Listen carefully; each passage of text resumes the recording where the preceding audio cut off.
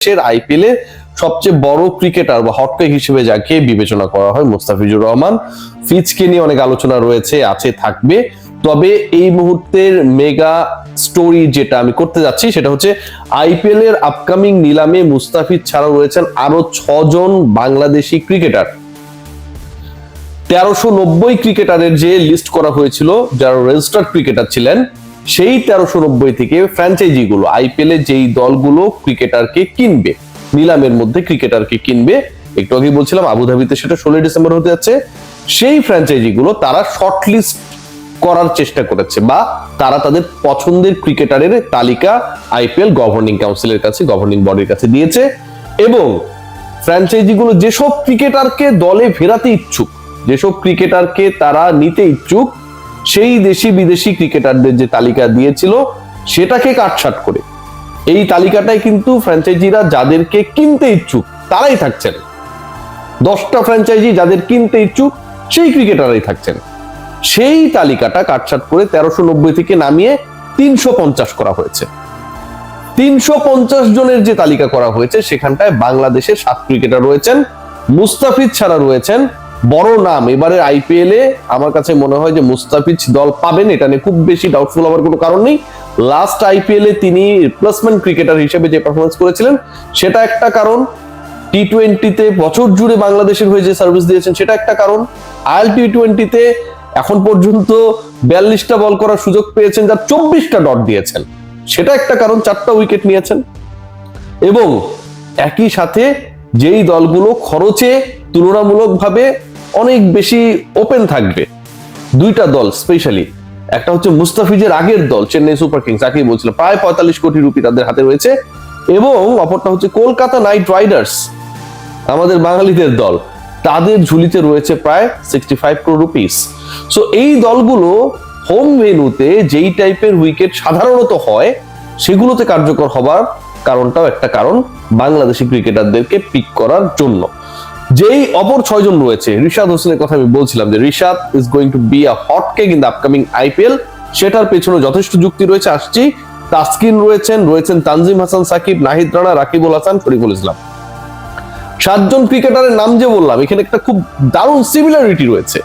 সেই সিমিলারিটি হচ্ছে যে এখানে 5 জন পেসার রয়েছেন, মুস্তাফিজ, তাসকিন, তানজিম সাকিব, নাহিদ রানা, শরীফুল, এবং 2 জন স্পিনার রয়েছেন, একজন লেগ স্পিনার আর একজন বাঁহাতি অর্থোডক্স, রাকিবুল এবং রিশাদ হোসেন। কোনো ব্যাটসম্যান নেই।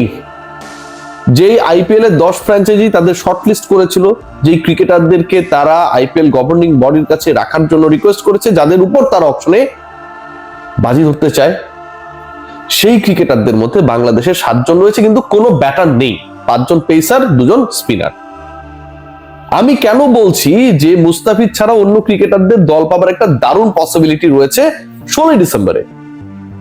গেল আইপিএল এ মুস্তাফিজ যখন রিপ্লেস ক্রিকেটার হিসেবে খেলতে গেলেন, তার মূল্য ছিল 6 কোটি রুপি, বাংলা টাকায় প্রায় 8 কোটি প্লাস, এবং যেটা আইপিএল এ বাংলাদেশের ক্রিকেটারের চুক্তিতে রেকর্ড ছিল।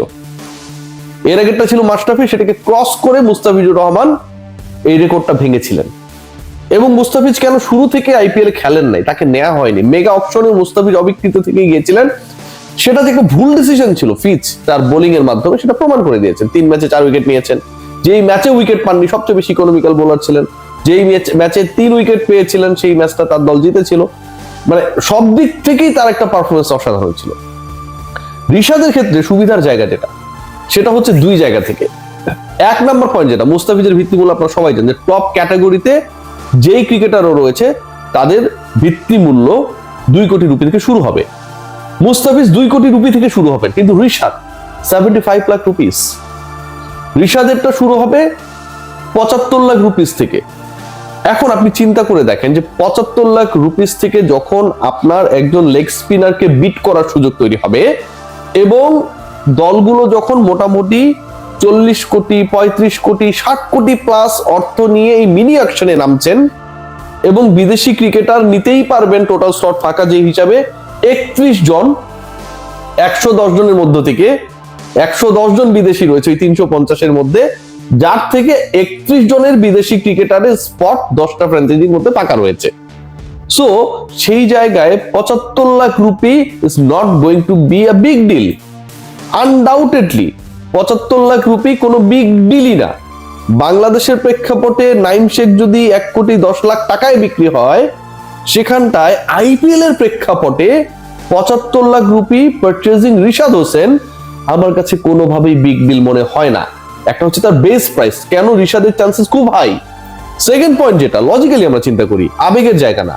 দেখুন, রিশাদ বাংলাদেশের হয়ে এই বছরটাতে সবচেয়ে বেশি উইকেট টেকার ছিলেন, 33টা উইকেট নিয়েছেন এবং কনসিস্টেন্টলি উইকেট নিয়েছেন, ক্লিনিক্যাল মোমেন্টে উইকেট নিয়েছেন, মোমেন্টাম ক্রিয়েট করার ক্ষেত্রে বড় রোল প্লে করেছেন matches after matches. Rishad is the only cricketer যিনি আপকামিং বিপিএল এ খেলবেন না, is going to participate in the Big Bash. গত রাতে তিনি অস্ট্রেলিয়ার উদ্দেশ্যে রওনা হয়েছেন। সো ক্রিকেটার যিনি রিকি পন্টিং এর আন্ডারে হোবার্টের হয়ে খেলবেন, I am mentioning the name again, and Ricky Ponting is definitely a very good character, influential character in the upcoming IPL as well. Ponting সেখানটাও থাকবেন। পন্টিং এর আন্ডারে রিশাদ, যিনি হোবার্টে পন্টিং এর কোচিং এ খেলবেন, তার নেতৃত্বে খেলবেন এবং তিনি ফুল সিজনের জন্য বিগ ব্যাশ খেলতে চলে গেছেন।